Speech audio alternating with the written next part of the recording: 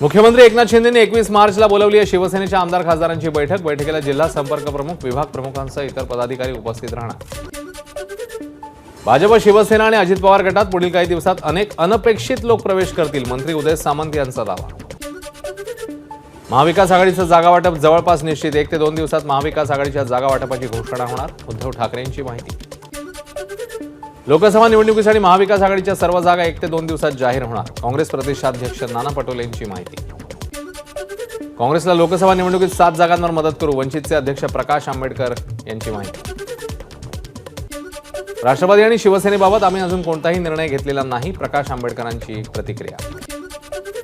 रत्नागिरी सिंधुदुर्ग लोकसभा मतदारसंघातून मी 2.5 लाखांच्या मताधिक्याने निवडून येणार, खासदार विनायक राऊतांचा दावा। तर विरोधकांना माझ्या विरोधात कोणी उमेदवारच मिळत नाहीये, राऊतांचा टोला।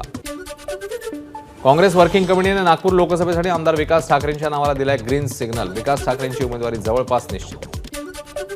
सोलापूर लोकसभा मतदारसंघात वंचितने पाठिंबा दिला किंवा नाही आम्हाला फरक पडणार नाही, काँग्रेस नेते सुशील कुमार शिंदेंची प्रतिक्रिया।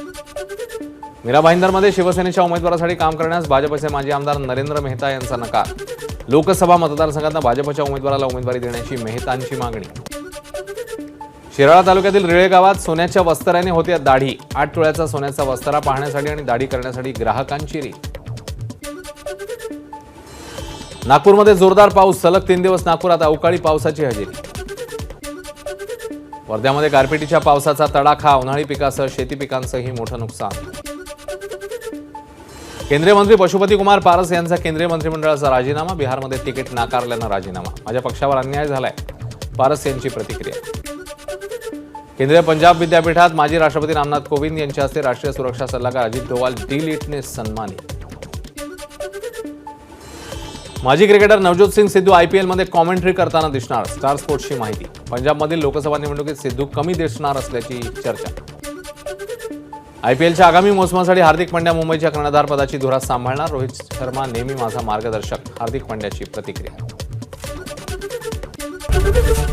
एबीपी माझा, उघडा डोळे बघा नीट।